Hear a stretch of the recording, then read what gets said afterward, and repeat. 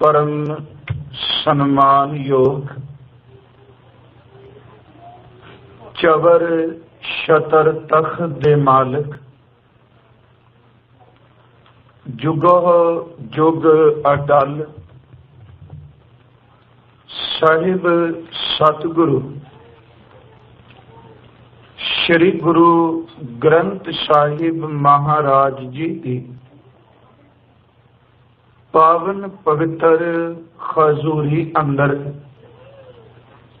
शोभायमान खोए बैठे गुरु सवारे सत संगी जनों, संध्या वेले दे दीवान दी आप जी ने हाजरी भरी है। अमृत बचना दा कीर्तन सतगुरु जी दे बख्शे हुए नितनेम सोदर रहराज साहब जी दा जाप आप जी ने सरवण कीता। आओ मेरे साहब सतगुरु गुरु कलगीधर सच्चे पातशाह जी महाराज, जिन्हां ने वैसाखी दे पुरब ते अमृत दी दात दे के और आप अमृत पान कर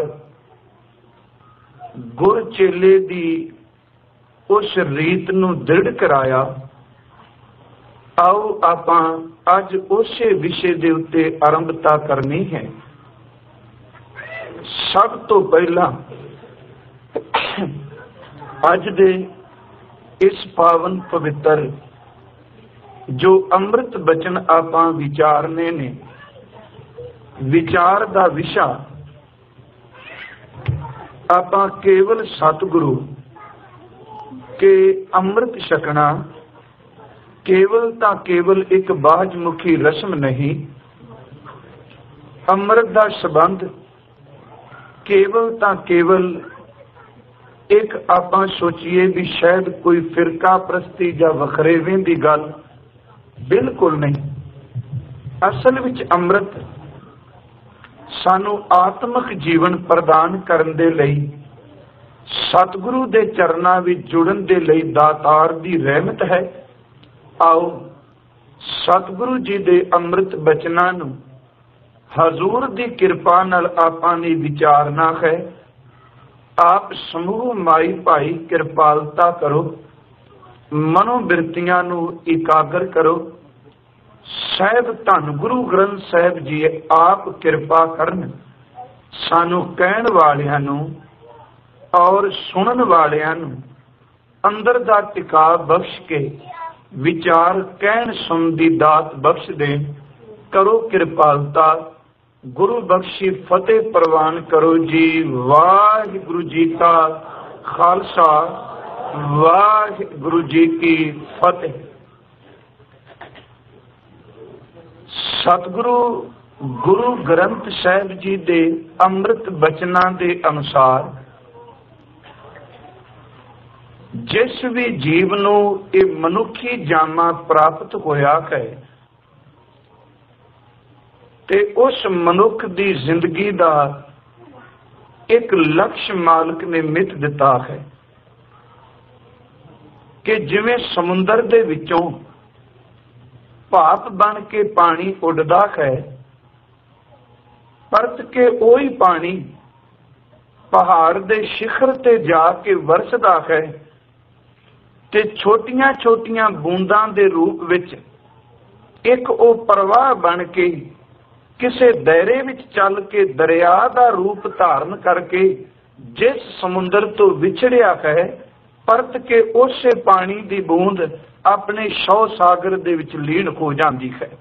कुदरत दा एक असूल है कि जो पानी समुंदर तो उड़िया, भावें वो बर्फ रूप विच जम्मिया रहा, भावें वो पानी दियां बूंदां बन के डिग्गिया, परत के शौ सागर दी खिच ने उहनूं अपने वल आकर्षित कीता ते उस दे अंदर दी खिच पानी दियां बूंदां नूं परत के सागर तक लै गई। इसे तरह ही जदों असीं देखने हां कि जमीन दे उत्ते हवा चले, खनेरी चले, मिट्टी जां गर्द जमीन तो उड़ के आसमान भी जाती है।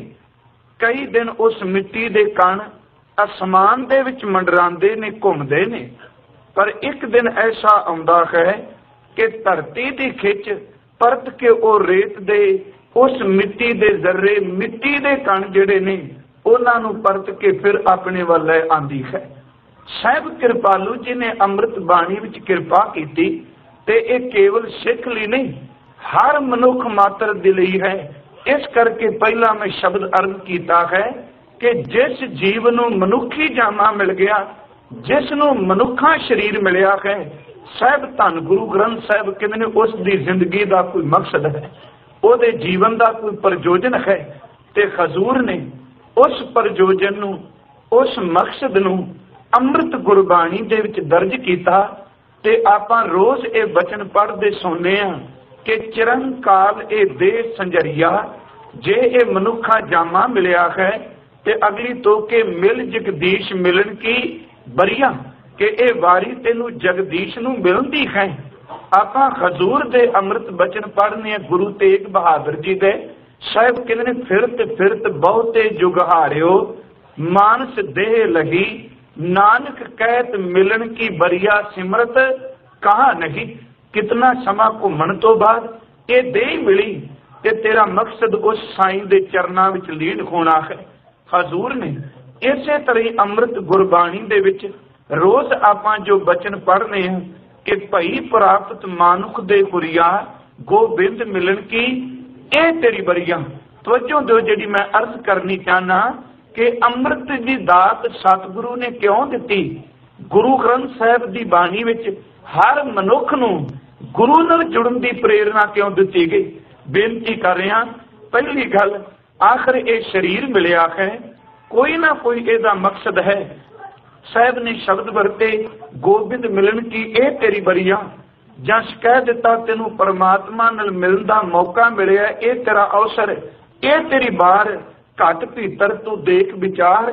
समा कह दिता, वारी कह दी, मालिक ने एक तेनू मौका दे दिता। शब्द ए वरते ते हुण कुदरती तौर ते सवाल उठदा है कि मनुखा जन्म दा मकसद केवल खाना, केवल पीना, केवल दुनिया दे अंदर सुख आराम हंडा के नहीं चले जाना। आखिर जेड़ी मालिक ने शरीर दिता है, समा किसे दा वक हो सकता है। कोई 70 साल जी के जा सकता है, कोई 50 साल जी के जाएगा, कोई 40 साल, कोई 20 साल, कोई 5-10 साल। आखिर जितना भी समा मालिक ने दिता है, ये समा किसे लेखे विच जां किसे मकसद भी सानू मिलिया है। ते जे केवल तां केवल यही गल हुंदी, आए आ संसार ते, खादा पीता, परिवार विच रहे, कुछ दुनिया दे धंधे कीते ते संसार तो चले गए। ते फिर गुरु ग्रंथ साहिब जी ने एक तुक कही, कहंदे ने खाना पीना, हसना सौना, विसर गया है मरना। शरीर लेके खाना पीना, हसना सौना सब कुछ चेते है। एक बंदे नूं ये गल भुल गई कि जे जन्म होया ते मेरी मौत भी जरूर होनी है। खाना पीना, हसना सौना, विसर गया है मरना, खसम विसार खुवारी कीनी त्रिक जीवन नहीं रहना।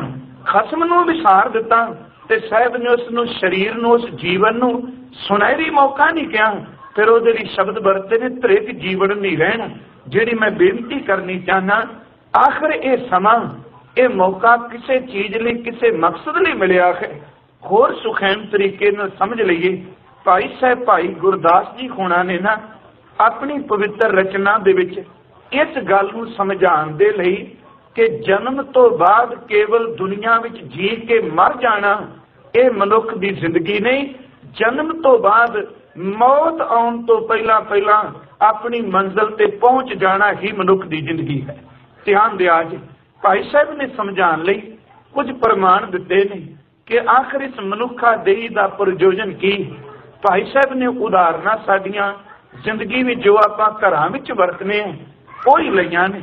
भाई जी कहंदे ने, भाई गुरदास जी कहंदे ने, घर विच बच्ची दा जन्म हुंदा है ते माता पिता उन्हां नूं शुरू तो एक जन्म तो लैके अंदर एक जरूर एक चिंता बैठ जाती है कि मालिक कृपा करी कि पाक दामन ये बच्ची अपने घर नूं चली जाए, उस बच्ची नूं पढ़ाया भी जाता है, उस बच्ची नूं लिखाया भी जाता है, उस बच्ची नूं कड्ढण परोण की जाच भी सिखाई जाती सी।